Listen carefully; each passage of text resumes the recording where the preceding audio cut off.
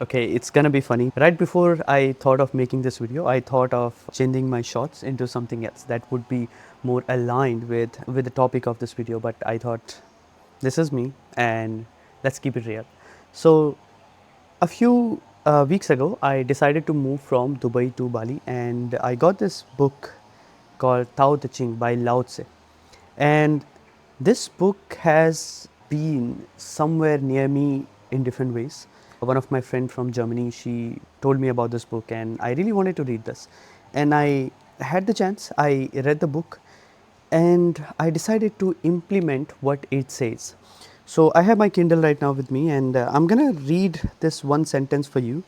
And if you have heard of Tao Te Ching, you will know that how profound the wisdom of this book is. This was written around 2500 years ago, as people believe in China. And the interesting part of this book is the writer is known as Lao Tzu, and it's not really a name for someone. It might and might not be the name of one specific person, because Lao Tzu in the local language means an old wise guy.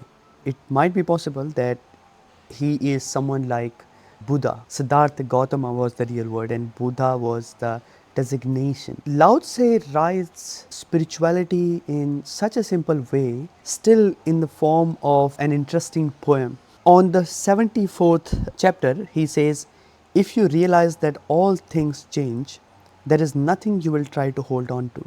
If you aren't afraid of dying, there's nothing you cannot achieve. Trying to control the future is like trying to take the master carpenter's place. When you handle the master carpenter's tools, chances are that you will cut yourself." In my personal life, I am someone who has made a lot of choices for myself, or at least I believe that I took all the choices by myself, for myself. When you keep doing it for a longer period of time, what happens is you also start believing that you can control your destiny. I know that sounds a bit paradoxical, but in a way, you have the control over your action, right? The choice I'm gonna make, whether I'm gonna pick this Kindle right here or not, or I'm gonna leave it beside me, this is my choice. But the outcome of that action is not in my control. So, in a way, the life itself is an interesting combination of your fate that you do not have control over and your actions in the present moment. So, trying to control the future is like trying to take the master carpenter's place. When you handle the master carpenter's tools, chances are that you will cut yourself. It's a funny way to say that just do your work, because that's what you can actually control, and don't worry about the outcomes, because that there is a bigger entity that is playing that bigger game, and all you need to do is just participate, as just be aligned with master or Tao, as Lao Tzu mentions it.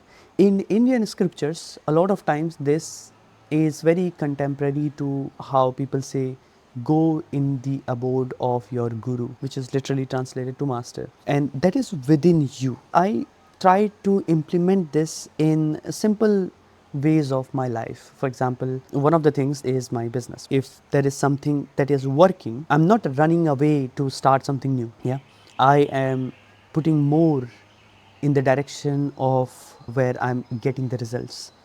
Or, for example, if something is not working, so I'm not really trying very hard to make it work. Instead, I try to take a step back, and I'm like, okay, I'm gonna observe this, and I'm gonna see how it is happening, and what universe or my guru or my inner wisdom is trying to tell me. Based on it, I am taking a choice to quit or to begin. Interesting part is, a lot of times we believe that quitting is wrong, because that's how hustle culture has taught us: never quit, hustle, hustle. But if you look at the grand scheme of the universe, if you look at the bigger picture, there is no end to anything. Everything that you have done in the present moment, that you are going to carry forward to the next step of your life, this will keep happening, right? So if you are quitting something to start something much bigger, it's not a wrong thing. It is not, you don't need to feel guilty of leaving something. Especially as an entrepreneur who has been hard on yourself, you might feel like you should not quit and you need to keep pushing and keep pushing. At the same time, what I have understood from the lenses of Tao Te Ching is, see if it is aligned with your true intention. If your true intentions, your inner wisdom, your master is aligned, you can keep pushing, because then it is not like a work. It is natural. You don't even need to worry that, you do not need to confuse yourself, and you won't doubt, because this is your true intention. You are truly aligned with the Guru, the Master. It does not matter what people are saying or what doubts you are getting. The chances are you won't get any doubts. But if your wisdom is not aligned, you can take a step back and you can be like, okay, what is going on here and what I am supposed to do here. I highly recommend you to get this translation of Tao Te Ching. It's available on Kindle and also hard copy. As it acts in the world, the Tao is like the bending of a bow. The top is bent downwards, the bottom is bent up. It adjusts excess and deficiency so that there is a perfect balance. It takes from what is too much and gives to what is not enough. Those who try to control, who use force to protect their power, go against the direction of the Tao. They take from those who don't have enough and give to those who have far too much. The master can keep giving because there is no end to her wealth. So, in a way, it tells you that if you go in the abode of Tao, you don't need to worry, because you are part of abundant universe. So everything that you desire or that you have and you do not have is part of that bigger existence. So let me know, what do you think about this, and did you find this useful as a conscious entrepreneur? And if you have read this book, I would love to know what is your favorite thing from this book, and I'll talk to you in the next video.